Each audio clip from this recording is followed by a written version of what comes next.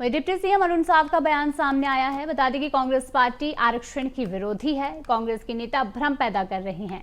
संविधान में अनुसूचित जाति जनजाति के लिए आरक्षण तय है। राज्य सरकार ने आरक्षण की व्यवस्था की है। वहीं पिछड़ा वर्ग को लाभ देने का काम हमारी सरकार ने किया है। तो आपको बता दें, यहाँ पर एक बार फिर से बीजेपी कांग्रेस के बीच में टकराव देखने को मिल रहा है, जहां पर बीजेपी ने फिर कांग्रेस पर तंज कसा। डिप्टी सीएम अरुण साव का बयान सामने आया, जहां पर उन्होंने कहा कि कांग्रेस पार्टी आरक्षण की विरोधी है। कांग्रेस के नेता भ्रम पैदा कर रहे हैं। वहीं आगे उन्होंने बताया कि संविधान में अनुसूचित जाति जनजाति के लिए आरक्षण तय है। राज्य सरकार ने आरक्षण की व्यवस्था की। वहीं पिछड़ा वर्ग को लाभ देने का काम हमारी सरकार ने किया है। कांग्रेस पार्टी हमेशा से आरक्षण की विरोधी रही है, अन्य पिछड़ा वर्ग की विरोधी रही है। ये पूरा इतिहास बताता है। पिछले 2-3 दिनों से जिस प्रकार से कांग्रेस के नेता आरक्षण को लेकर भ्रम पैदा कर रहे हैं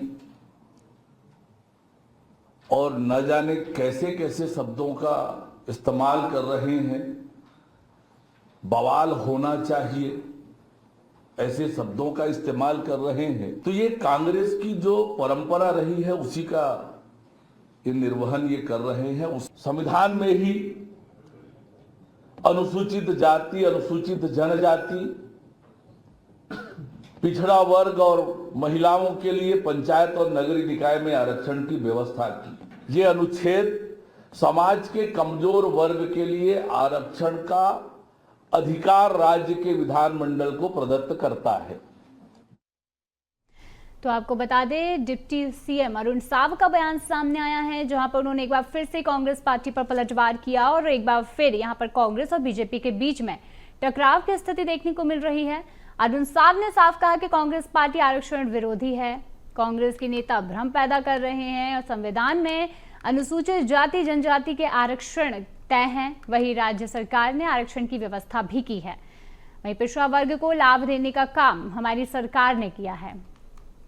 तो आपको बता दें, रायपुर से डिप्टी सीएम अरुण साव का बयान सामने आया, जहां उन्होंने एक बार फिर कांग्रेस को घेरने की कोशिश की और कहीं ना कहीं देखा जाए तो कांग्रेस और बीजेपी में लगातार टकराव की स्थिति बनती हुई नजर आ रही है। और एक बार फिर से यहां पर अरुण साव के बयान से कांग्रेस पर पलटवार जैसी स्थिति देखने को मिल रही है, जहां पर डिप्टी सीएम अरुण साव ने साफ तौर पर कहा कि कांग्रेस पार्टी आरक्षण विरोधी है और कांग्रेस के नेता भ्रम पैदा कर रहे हैं। वहीं संविधान में अनुसूचित जाति जनजाति के लिए आरक्षण तय है। राज्य सरकार ने आरक्षण की व्यवस्था की हुई है और कहीं ना कहीं बीजेपी ने लोगों के बारे में सोचा है। ऐसा सीधा सीधा यहाँ पर अरुण साव कहते हुए नजर आ रहे हैं।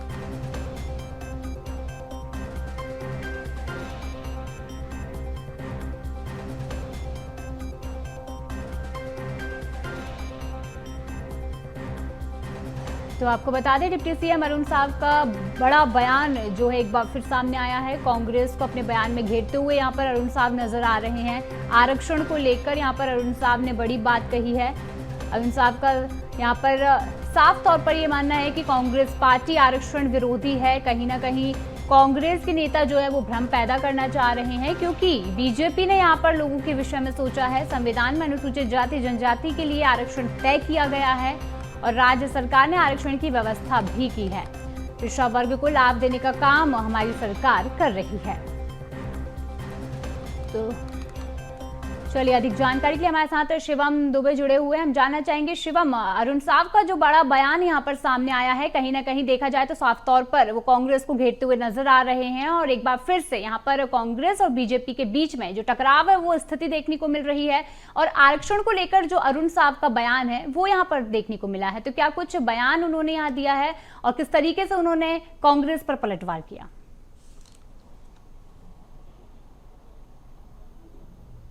देखिए, छत्तीसगढ़ में एक बार फिर से आरक्षण को लेकर के जंग छिड़ चुकी है। सियासी जंग कांग्रेस और बीजेपी के बीच जमकर देखी जा रही है। बीते कल में भी जो पूर्व मुख्यमंत्री भूपेश बघेल हैं, उन्होंने भी कई निशाने ओबीसी आरक्षण को लेकर के सरकार पर साधे थे, जिसमें यह था कि जो सामान्य वर्ग है या अनारक्षित सीटें जो तय की गई हैं आरक्षण के अनुसार, उसमें क्या पिछड़ा वर्ग की भागीदारी रहेगी, क्या वहां से पिछड़ा वर्ग जो है चुनाव लड़ते हुए दिखाई देंगे, और कहीं ना कहीं असंतोष जो है सामान्य वर्ग और पिछड़ा वर्ग के बीच में दिखाई देगा।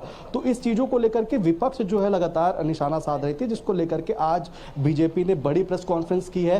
बीजेपी के प्रदेश अध्यक्ष किरण सिंह देव इस पीसी में शामिल हुए, उप मुख्यमंत्री अरुण साव इस पीसी में शामिल हुए हैं, और पूरी धाराओं के साथ जो सुप्रीम कोर्ट की जो पूरी गाइडलाइन थी, जो आयोग गठन करने के आदेश थे, निर्देश थे, तमाम चीजों को लेकर के पूरी जो एक स्थिति थी वो क्लियर की है, वो साफ की है कि जो कांग्रेस के जो भी आरोप हैं वो निराधार है। भ्रम फैलाने के लिए कांग्रेस कहीं ना कहीं इन चीजों को करती है, और ओबीसी आरक्षण को लेकर के जिस जिस प्रक्रिया से भी राज्य में आरक्षण तय किए गए हों, चाहे वो नगर निगम के आरक्षण हो, या फिर नगर पालिकाओं के आरक्षण हो, या फिर नगर पंचायतों के, या फिर जिला पंचायतों के आरक्षण हो, तो तमाम चीजों को लेकर के जो प्रक्रिया सरकार ने अपनाई है आयोग के गठन के बाद, आयोग की रिपोर्ट के अनुसार, उन्हीं चीजों को पूरे एक एक करके अरुण साव ने बताई है। और कहीं ना कहीं कांग्रेस पर एक बड़ा निशाना साधते हुए अरुण साव दिखाई दिए। उन्होंने कहा है कि कांग्रेस शुरू से ही आरक्षण विरोधी रही है।